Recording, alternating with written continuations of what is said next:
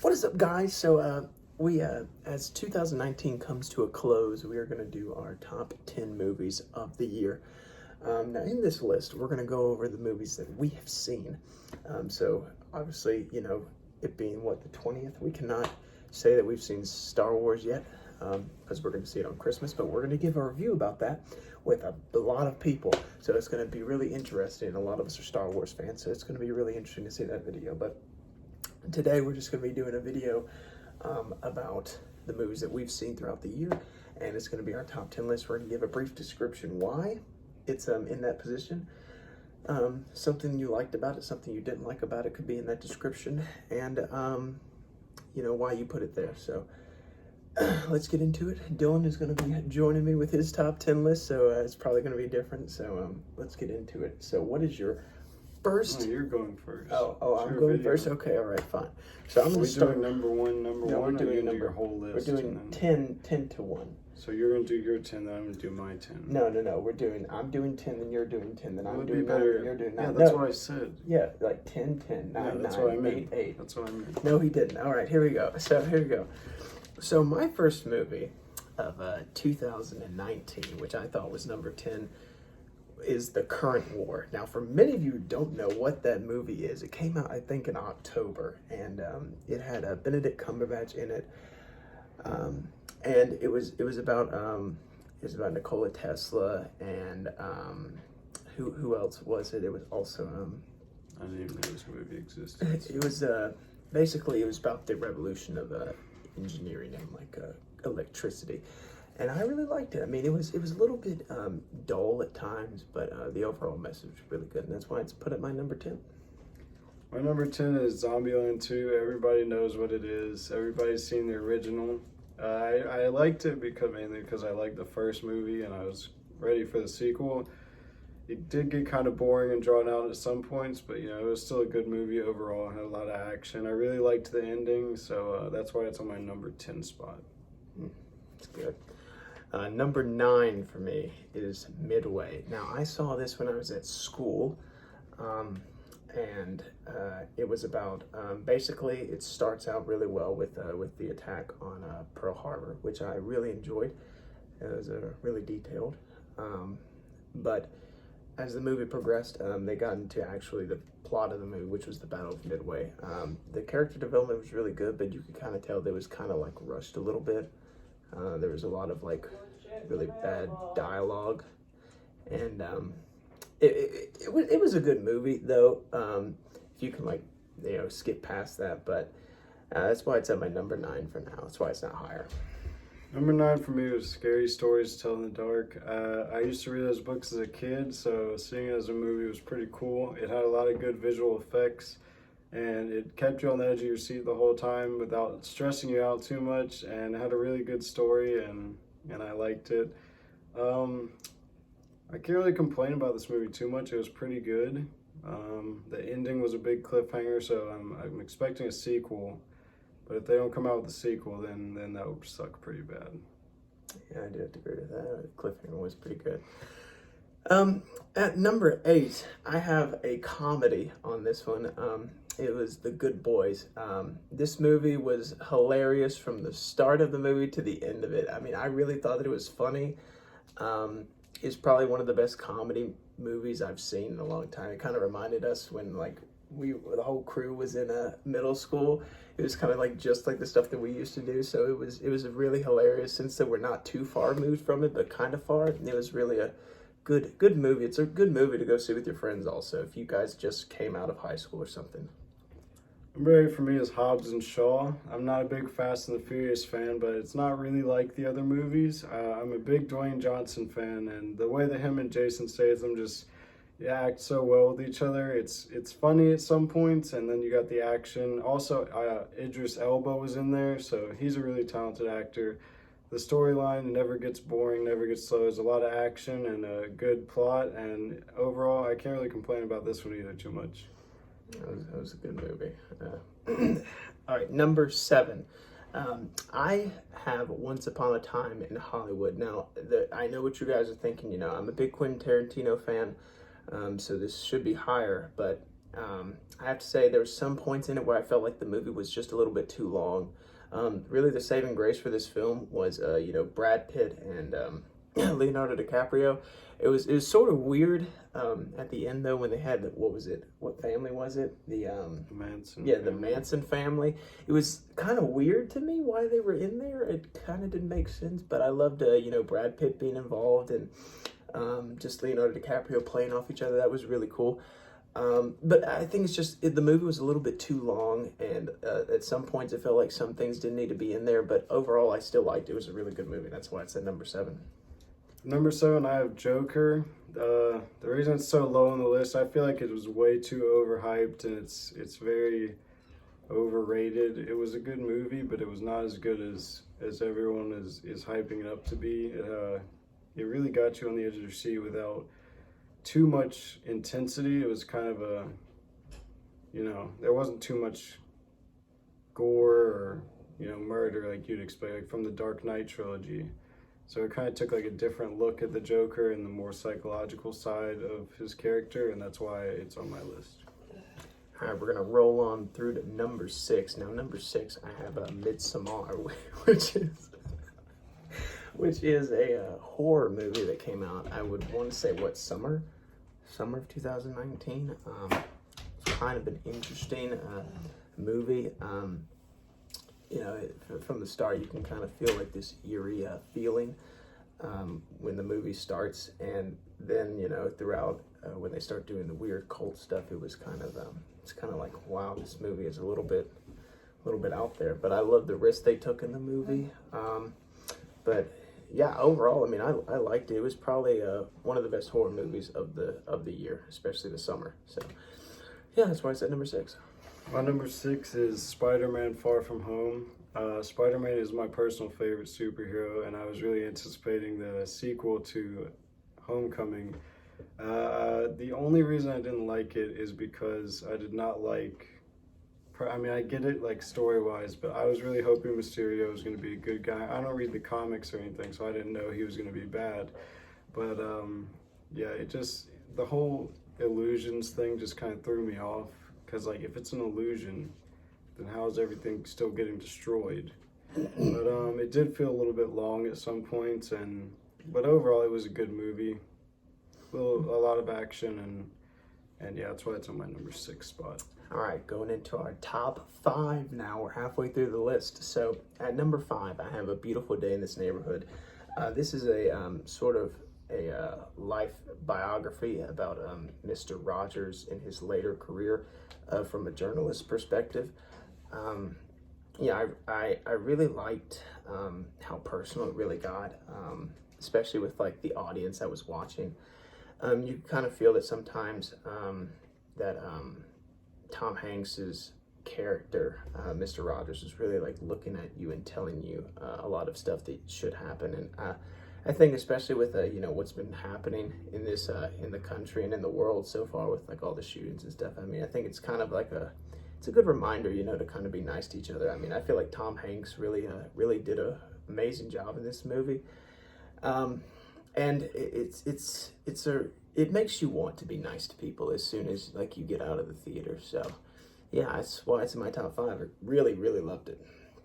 My number 5 is Avengers: Endgame. It was a really good movie. I'm a huge Marvel fan. I loved all the characters being there, but the only thing for me is why it's my number 5 is I did not like the whole time travel story. I felt like the movie was a little bit too long with all the different timelines they went to, and it got a little bit confusing at some points, but overall it had a lot of action. That final battle scene made it all worth it. And of course, Tony Stark, if you haven't seen the movie by now, it's going to get spoiled. He dies, obviously, and that's really sad because he's one of my favorite superheroes, but it was a good movie. I enjoyed it, and that's why it's on my number 5. That's a good choice. All right, number 4. So number 4 is a movie that came out on Netflix, and I believe you also have it on your list, is The Irishman. Now, The Irishman came out on Netflix. It has so many stars. It has Robert De Niro. It has Al Pacino in it. Joe Pesci. It's it's kind of like, it almost feels like it's like they're really like their last like mob movie. Like it's it's such an amazing movie. The only concern I have with it is that it's very long. It's 3.5 hours long, and it definitely feels that way. I mean, we watched like half of it, and I thought it was like almost like halfway, but we were only into like an hour and 20 minutes. And but I mean, the story is so well written, with Martin Scorsese, Scorsese. directing it. I mean, who else could direct a movie like this for it to be 3.5 hours and it still be good?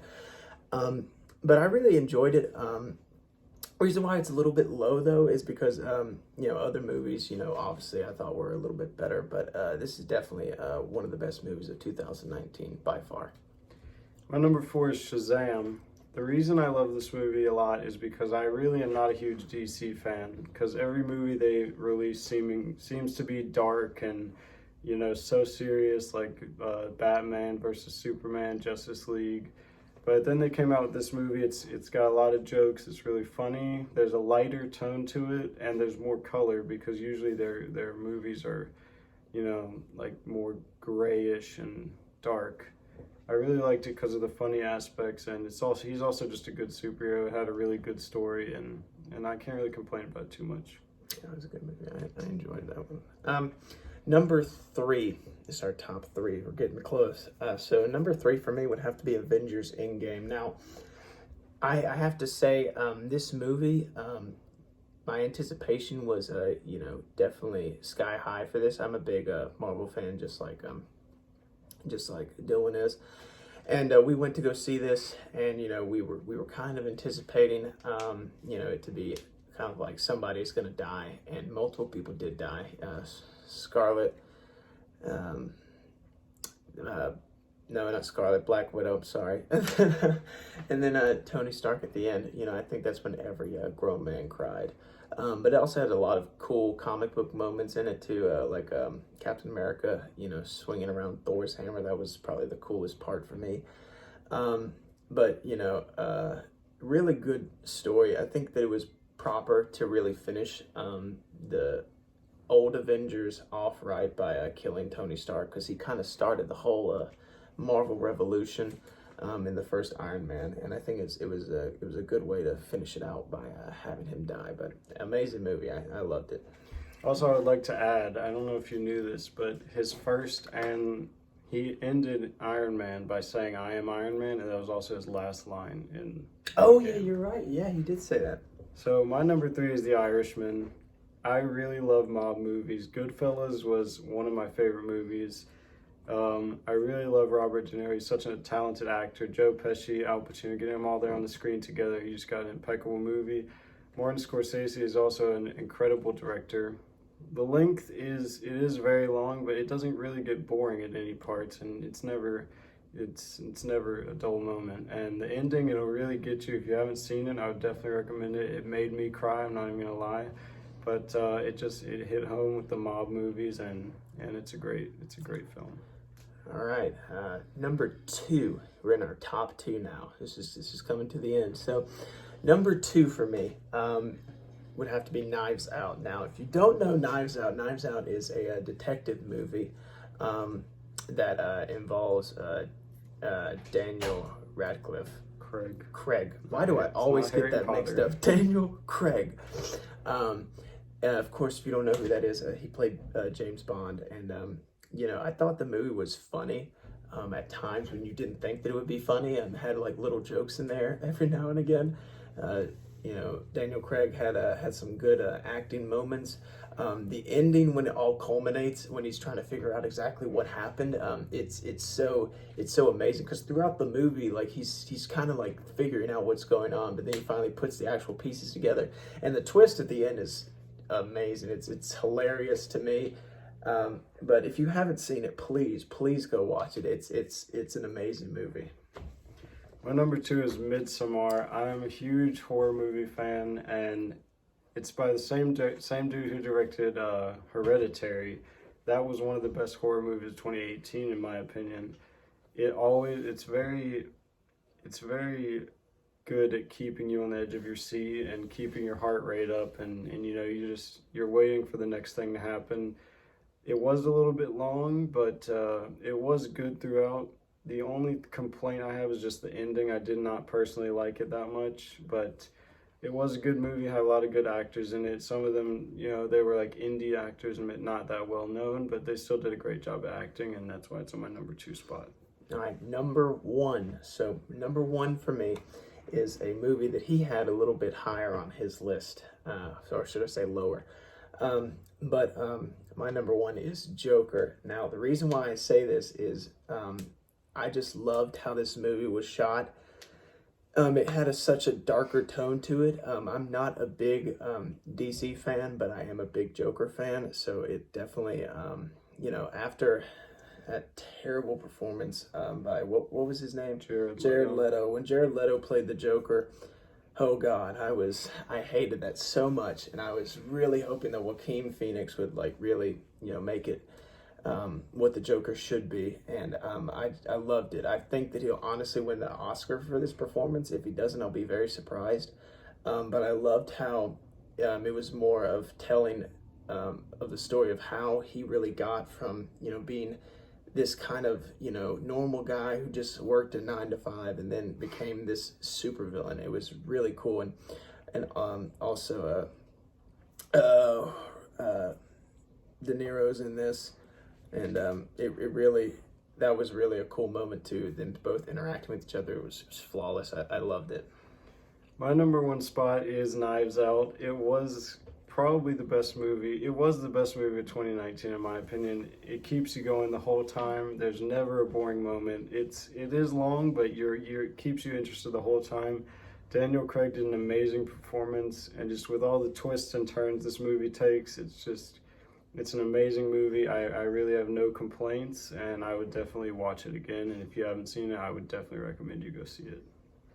Yeah, I definitely agree with that. So that was our top 10 movies of the year. Now, what we're gonna do is that when we see Star Wars, which will be on Christmas, we're gonna, you know, make a video with everybody in it, you know, talking about Star Wars. You know, obviously we're gonna also include in all the other movies of the saga, 1 through 8, and we'll probably make a list of that, honestly, and we're gonna obviously give a movie review about Episode 9. We're excited about it. Though the reviews haven't been too kindly, but some of them have. We really don't know what to expect. So yeah, look out for that video. Anything else you want to add? Top 10 movies of the decade. Yeah, top 10. All right, guys. Thank you. The other video we're making. Oh, yeah. Oh, that's right. So also, later on in the week, it may be the same day, but we are going to be doing a top 10 movies of the decade, which means from 2010 all the way to 2019. So that's going to be interesting. It's going to have to do some digging to find those movies, but it'll definitely be worth it. Probably will give a little bit of a throwback to you guys as well. So thank you guys so much for watching. Ciao.